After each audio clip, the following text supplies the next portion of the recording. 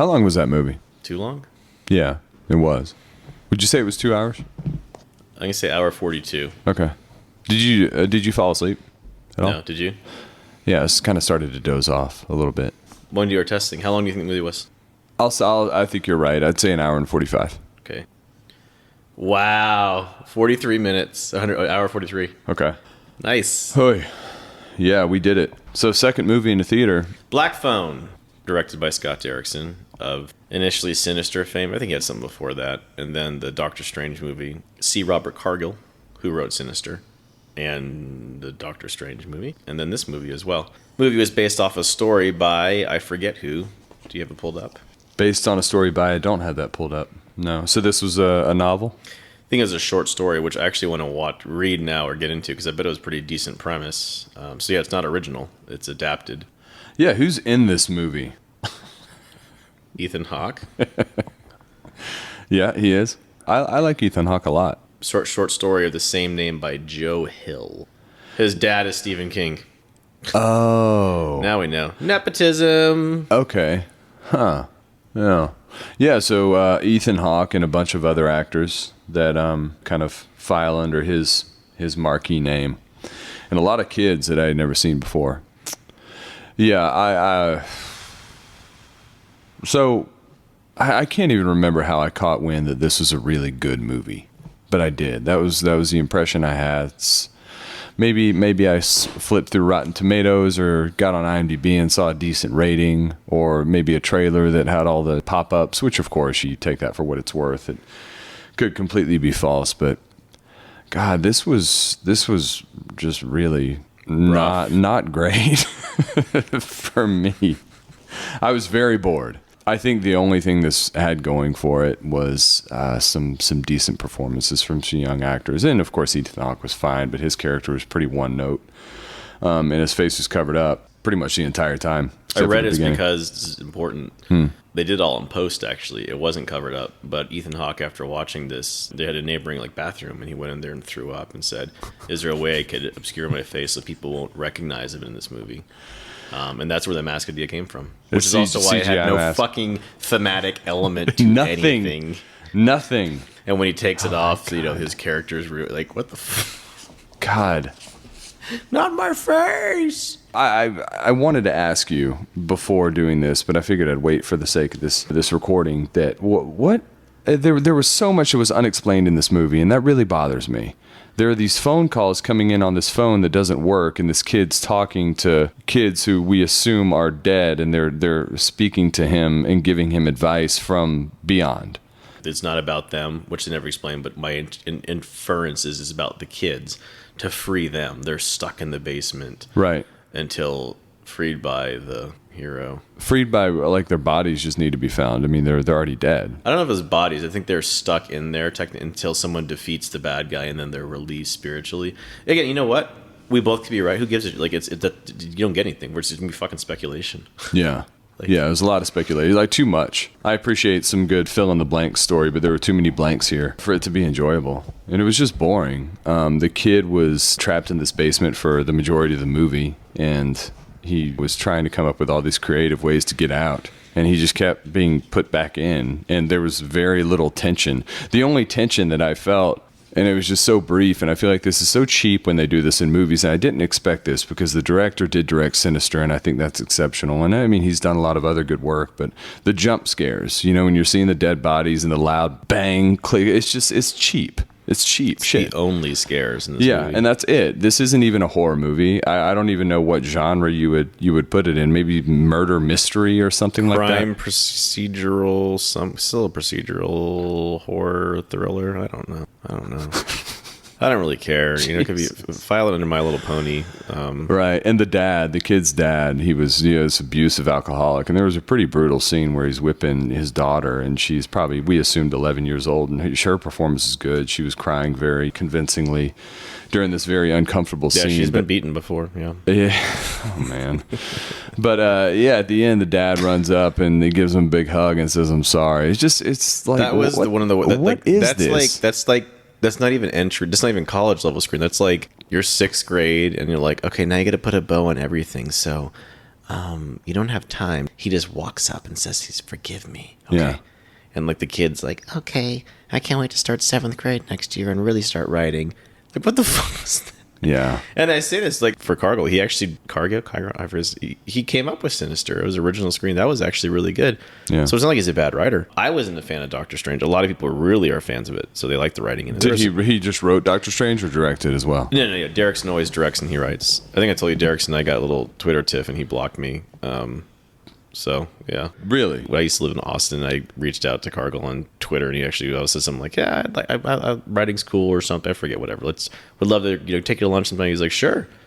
And then, sure enough, a few days later, I'll leave the story up, but something happened with Derrickson spouting some political crap you should keep quiet about, and I said something counter to what he said. Not all that bad, like, not like rudely. And he's like, I can't remember. He's like, "Fuck you, people like you, blah blah blah blah blah." And he blocked me. So. Are you serious? So needless to say, the writer and I never met after that. Oh my gosh. I can't believe you never told me that. I think I did. The guy's a massive political, whatever. Sorry, back to this horrible film. The girl had an exceptional performance. Yeah, she was good. The Hispanic prize fighter boy or whatever. Yeah. Some of the most wooden line reads I've ever seen in the bathroom. That was like, "But Matt, why should we start a podcast together? We've never done this sort of thing before, have we?" Yeah. Yeah, it was pretty rough. I mean, that was a lot of this movie. It was pretty rough. There's so much want to go. Like the ending, which I whispered in your ear. They're across the street from the killer. They're looking for this black van, which nobody in the neighborhood can identify a black van. Which, if his brother says the guy must have a garage, then you see across the street. Not only is there a black van across the street from the entire police force is there, but it's not in a garage. It's in an overhang where it's clearly visible. So cheap. So cheap. No effort. What is that? Martha, look at that black van. It's suspicious. Doesn't it peel in sometimes and park there and then Yeah. really bad? An $18 million budget, and you can't come up with something better than that. God, it just seemed lazy. So much of it. Now I do want to read your short story. And that's where I get the nepotism thing. Let's play this out. Okay, I just in real time with everyone else on this podcast, I was reading it. So the guy who wrote the short story is the son of Stephen King. I wonder if this is like, hey, my boy's got something. Can you get him sort of popular? You want to adapt this and called in some favors or something weird like that because nothing else makes sense. Maybe the story is exceptionally like a lot better.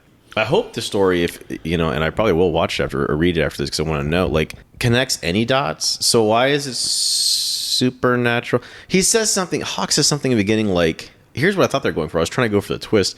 He says something like, they say the phone goes off, but when I was there, it didn't. Or I thought it was something weird where, like, because I was getting like really deep into it, like maybe the Ethan Hawke was the kid. Does that make sense? Yeah, and totally. like he had been there before in some parallel or whatever. I thought they were going with that, and I'm like, okay, where's the mysticism here? Yeah. You didn't even need it. You could have just made an escape room movie where the guy's stuck in a room and trying to escape, Yeah, I expected some sort of revelatory twist at the end that was going to leave me a little more satisfied than I was just sitting there watching it. I mean, I fully expected that because I think there was a pretty good twist at the end of Sinister. But this just brought nothing together. And yeah, again, it was just lazy. Like, he was in the house across the street from where the bodies were, and the black van that presumably everyone in that community is aware of is just sitting outside.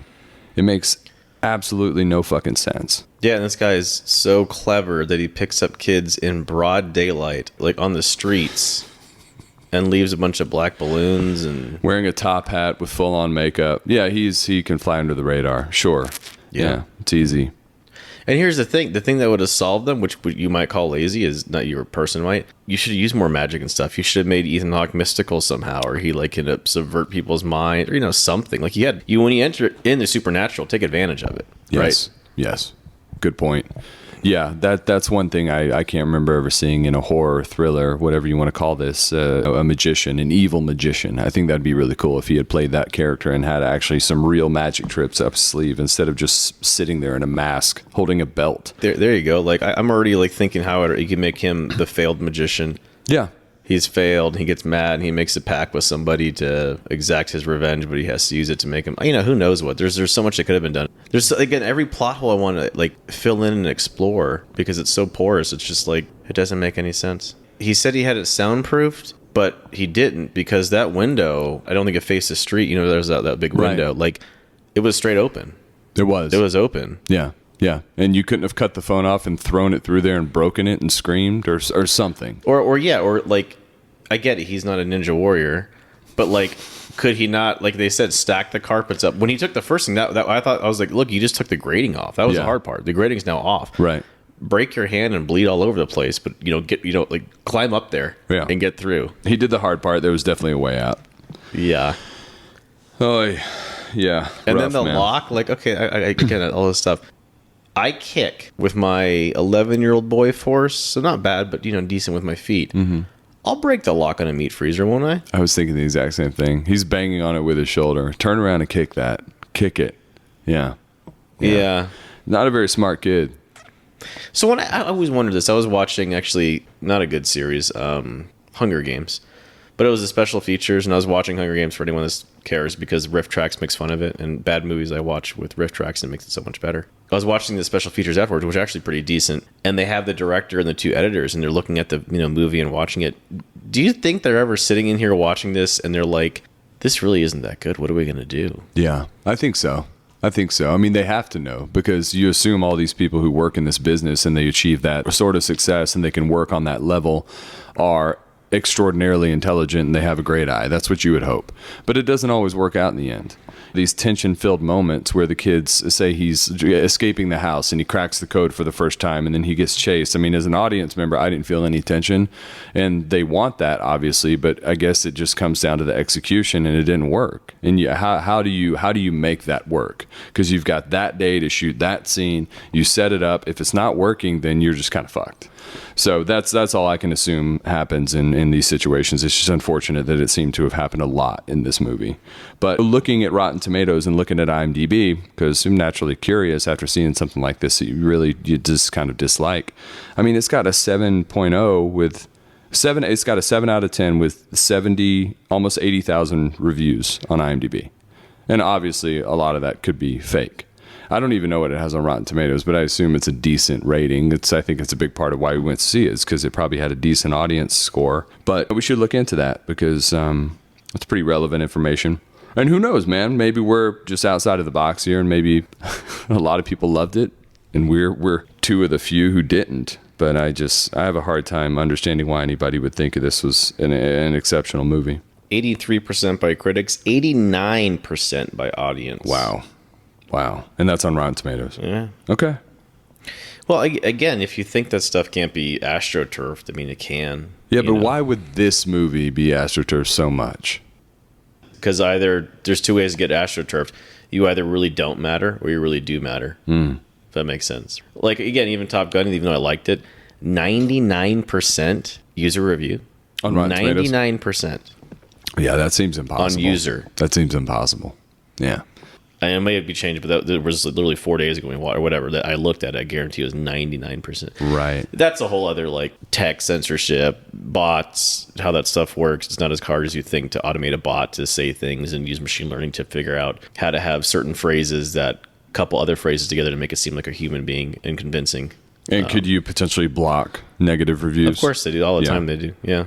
They'll do like Google Play has done this before. Sometimes like in video games see this a lot. Let's say it's got like a 4.7 out of 5, which is really good for a game. And they introduce something where it's like, now microtransactions in the game are 10 times more expensive because we can. Wink. Mm-hmm. So people will review bomb it.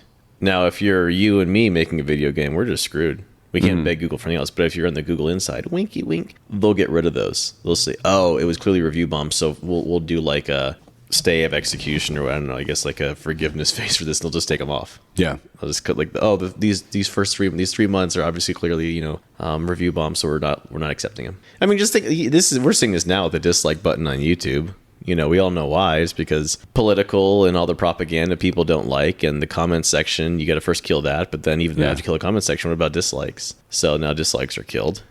I didn't know that, really. You can't dislike something on YouTube? Oh, that was months ago. Really? It was really controversial. I had no idea. I tell you about this stuff every day. It's happening in real time. We have real censorship. I did it again. Back to the movie. It does relate, I guess, somewhat to the movie, but sure. A plot hole I thought about. Okay, why is the little girl Miss Cleo? Call me now. Like, she has fucking dreams that can, like, she can, like... They reference Mom. And Mom killed herself, and I guess Mom had the same clairvoyant thing going on that suggested... I don't know, man. It just seemed like it just filler. Just okay. So how do we? Just sloppy, loose. How do we tie this together? It was bizarre. And then the dude's a fucking loser, right? And her mom's supposed to be incredible and intelligent. Let's screenplay her mom. Her mom would be. She was smart, right? Right. And clairvoyant, spiritual. You think she'd be of decent quality woman? Is that fair? Like a good quality woman? Sure. Why is she with this dude? Yeah, I know. Why is this water treatment plant guy or whatever? He had a hell of a mullet, though. I'm telling you, man. That hair was something else. That was a character by itself. Yeah.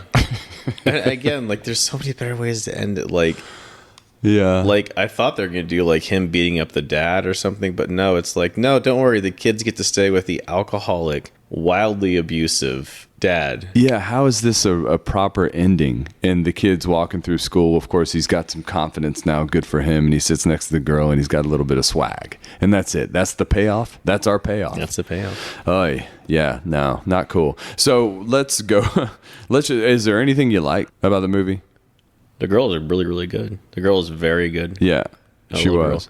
But I always get nervous with child actors or actresses or whatever. Like, it's a whole other subject. Should we have child actors at all? Daniel. Yeah, should we have child actors at all? I don't think it's good for your growth. I don't know. If you're really, really good at pretend, I think it does weird things.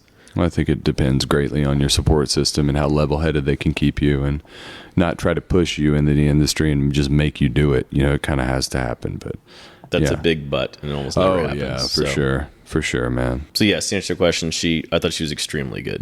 Thought the boy did decent. What about you? Yeah, she was good. The boy was fine. He passed the test, I guess. I mean, I'm not really one to judge there. I kind of enjoyed the movie before the whole, he was thrown in the back of the van thing, because I was wondering, like, legitimately where this is going to go. I was curious, and just sort of that coming of age element, awkward teenager in middle school, high school, whatever, and you trying to find your place in life. I think a lot of us can relate to that, so I found that entertaining. But once he was in the basement, it was just, for me, it just kind of kept going downhill after that, and yeah, never really redeemed itself. But it's unfortunate, man. I was looking forward to this, and I'm glad we didn't pay more than $7 for this movie. God, could you imagine paying $20 a ticket on this shit? Oh, we missed the part that no one knows about. We walk into an empty theater. We pick out our seats. We get right in the middle, and in comes Martha and Earl. Yeah. 60-something-year-old retirees, because it's the middle of the day. Yeah. And they look all over the theater. They look left. They look right. They look at us. And they sit right next to us with nobody else in the theater. Right next to us. And proceed to talk and react to everything like a true moviegoer. Yeah. That was funny. That was textbook. I couldn't believe it either, man. I almost suggested that we move, but it's kind of like, Alan, we'll see it out with them. We're just going to sit here and ride it out. But yeah, empty theater. No drum roll for this crap. 4 out of 10. Yeah, I'll yeah. And again, to be clear for me, 5 or 6 means I'm not even going to rate it. I don't. Yeah, I don't care. I almost want to do something like that. I just do it so I can give Brown for people. Like, for 5 or 6, that means the movie was made, a plot was achieved, an arc was done. That's for me. I'm like, okay, things were done. This was sub that. Unintelligible garb, like what? Right. As bad as The Ninth Gate, which is a whole other... Oh, is that a rough one? I haven't seen it. And people overrate that one, like the assassination of Jesse James. You'll careful. Yeah. If we get anywhere, that Ninth Gate comment will make like hate mail and people showing up to our houses. It's the most garbage film I've seen in a long time. Maybe I should check it out. Yeah. No, just a few points from me for making a movie beginning to end and giving some crew members and actors paychecks and exposure, I guess, for whatever that's worth. Yeah, big disappointment. This is a weird segue that we took here. Yeah, that movie just kind of solidified. It's not like I have some like 10 businesses and the most important life in the world, but I respect my time. Even if I'm sitting playing games, it's my time. Which I was to sit and play games or watch TV. It's my time. I don't like having my time wasted. That was a waste of my time. Yeah. I don't want to waste my time. Those 3 hours of our time. Blown. I know, man. That's frustrating. I'll at least look for a little bit more credence. Yeah, the time is important, man. It's valuable. And that was, like you said, 3-4 hours. Yeah, just gone. Well, I mean, trusted friend, you say, so you want something that's good, that's probably kind of on the radar. Movie from where we hearken from, Stillwater. So you should check that movie. Yeah. Back to episode 1. Still water. I still, yeah, I'll stand by it, man. I liked it. Again, it was on a flight, so that changes things. But maybe I should only watch movies on planes from now on. Yeah. All right. So Black Phone, the Black Phone, whatever. That was that. Yeah. Next one will be better. No more wasted time. Thanks for watching. Listen to full episodes in the links below.